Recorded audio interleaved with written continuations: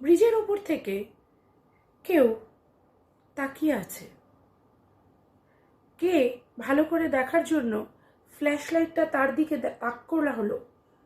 বোঝা গেল ফ্ল্যাশ লাইটটা তার বডিটা ছিঁড়ে চলে গেল। কি হলো? ওয়েলকাম টু মাই চ্যানেল, গল্প না সত্যি।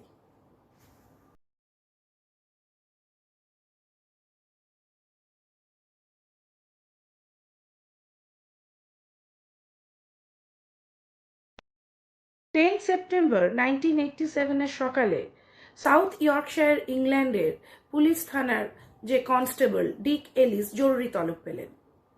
দুজন তার সঙ্গে দেখা করার জন্য ওয়েট করছেন।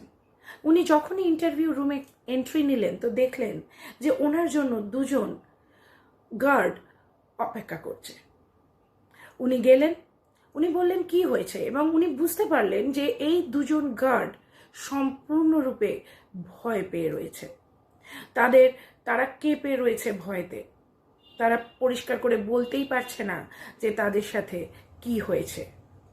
স্টিফেন ব্রুকস আর ডেভিড গোল্ডথর্প এই দুজন নাইট গার্ড। এনারা নাইট পেট্রোলিং করেন শহরের অনেক জায়গায়, এবং ওনারা ডিক এলিসকে যে ঘটনাটা বললেন সেটা অলমোস্ট ক্রেজি।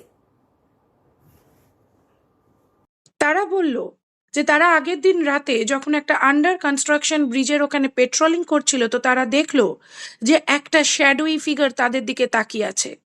তারা ভালো করে দেখার জন্য যখন ফ্ল্যাশ লাইটটা তার দিকে তাক করলো তো খেয়াল করলো যে সোজা ওই বডিটাকে চিরে ফ্ল্যাশ লাইটটা বেরিয়ে গেল। কি হলো এটা? পুলিশ কনস্টেবল এলিস এই গল্পটাকে তো বিশ্বাস করলেন না স্বাভাবিকভাবেই, এবং উনি ভাবলেন যে এনাদের নিশ্চয়ই কোনো ভ্রম হয়েছে। তো উনি তখন ওনাদেরকে সাজেস্ট করলেন এবং বললেন যে দেখো ভাই, এটা তো আমাদের পুলিশের কাজ নয়, তো ইউ বেটার চার্চে যাও, you better go to church. সেখান থেকে নিশ্চয়ই তোমাদের প্রবলেমের কোনো সলিউশন দেওয়া হবে। এর কিছুক্ষণ পরে এলিসের যিনি বস তিনি এলিসকে ফোন করে জিজ্ঞেস করলেন যে তুমি কি কোনো দুজন গার্ডকে চার্চের কাছে পাঠিয়েছো? দুজন চার্চে গেছে এবং সেখান থেকে তারা নড়ছে না এবং বলছে তাদের প্রবলেমের সলিউশন না দিলে তারা ওখান থেকে কিছুতেই যাবে না। এইটা শুনে এলিস তখন চার্চে গেলেন, ওনাদের দুজনকে খুঁজে বার করলেন, এবং তখনও উনি ফিল করলেন যে এই দুজন কিন্তু তখনও প্রচণ্ডভাবে ভীত সন্ত্রস্ত হয়ে রয়েছেন।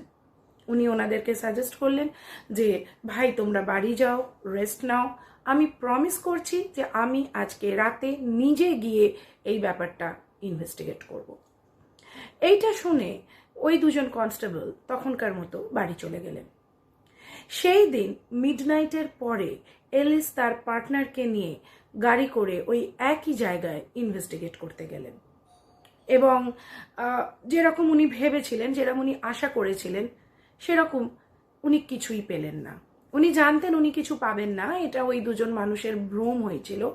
তো ওনারা দুজন যখন এইটাই আলোচনা করে ফেরার জন্য গাড়িতে বসে গাড়িটা স্টার্ট করতে যাবেন, at that very moment Alice একটা অসম্ভব ঠান্ডা হাওয়া ফিল করলেন, এবং ওনার চেস্টের ওপর যেন একটা অসম্ভব ভার লাগলো। এবার ওনার সিক্সথ সেন্স ওনাকে বলল যে কেউ যেন ওনাকে পাশ দিয়ে লক্ষ্য করছে। উনি যখন আস্তে করে নিজের চোখটা পাশের খোলা জানালার দিকে ঘুরলেন তো তখন উনি দেখলেন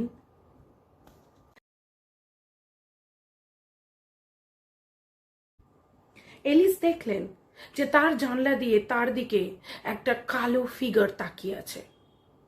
উনি অন্য হাত দিয়ে ওনার পার্টনারকে সচেতন করেই এই হাত দিয়ে দরজাটা খুলে নেবে ওনাকে ধরতে গেলেন, কিন্তু কাকে ধরবেন? কেউ তো নেই বাইরে। উনি হতভম্ব হয়ে গাড়ির ভিতরে ফিরে এসে নিজের পার্টনারকে জিজ্ঞেস করলেন যে ভাই তুমি কি দেখেছো কেউ এখান দিয়ে উকি মারছিল কিনা?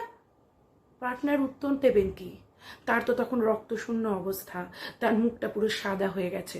তিনি বললেন কোনো মতে, হ্যাঁ আমি দেখেছি একটা কালো ফিগার উঁকি মারছিল, কিন্তু দ্যাট ম্যান ওই মানুষটার কোনো মুখ দেখতে পায়নি। That man had no face. Alice এবং তার পার্টনার পরের দিন একটা রিপোর্ট সাবমিট করলেন এবং সেখানে লিখলেন ইনএক্সপ্লিকেবল ফেনোমেনন। কেননা এনারা জানতেন যে এই ঘটনার কেউ বিশ্বাস করবে না। এই ঘটনার কিছুদিন পরে এই ব্রিজ কনস্ট্রাকশনটা শেষ হয় এবং তারপরে যখন লোক চলাচল শুরু করে তখন পরের পর অনেকগুলো মৃত্যু ঘটে। এই ফেটাল অ্যাক্সিডেন্টসের খবর ছাড়াও এরকম অনেক খবর জানা যায় যেখানে অনেক লোকেরা এটা বলেছেন যে এই যে 6 মাইল লম্বা হাইওয়ে এবং ব্রিজ, যেটাকে স্টক ব্রিজ বাইপাস নাম দেয়া হয়েছিল, সেখানে একটা কালো ফিগারের উপস্থিতি অনেকেই টের পেয়েছে, অনেকেই দেখেছে। পরবর্তীকালে এটা জানা যায় যে এই 6 মাইল লম্বা এই স্টক ব্রিজ বাইপাস যখন তৈরি হচ্ছিল তখন ওখানে একটা গ্রেভ সাইট ছিল যেটা সিভিয়ারলি ডিস্টার্বড হয়। সত্য মিথ্যা তো জানা যায় না, কিন্তু সেই দুজন গার্ড, নাইট গার্ড, তারা চাকরি ছেড়ে দেয় এবং এলিস এবং তার পার্টনার কোনোদিনই এই ঘটনার কোনো যুক্তিযুক্ত ব্যাখ্যা দিতে পারেননি, খুঁজেও পাননি কোনো কারণ যেটা এই ঘটনাকে জাস্টিফাই করবে। আমার গল্প আজকে এটাই, আমার 7th story, the haunted bridge. আশা করি আপনাদের ভালো লেগেছে। এইরকমই স্ট্রেঞ্জ, ডার্ক, মিস্টিরিয়াস ঘটনা গল্পের আকারে শুনতে ভালো লাগলে সঙ্গে থাকুন আমার নতুন চ্যানেল গল্প না সত্যির। আমার একদম নতুন চ্যানেল, আপনাদের সাহায্য ছাড়া আমার চ্যানেল গ্রো করবে না। প্লিজ সাবস্ক্রাইব করবেন, শেয়ার করবেন, লাইক করবেন, আর অবশ্যই বলবেন গল্পটা আপনাদের কেমন লাগলো।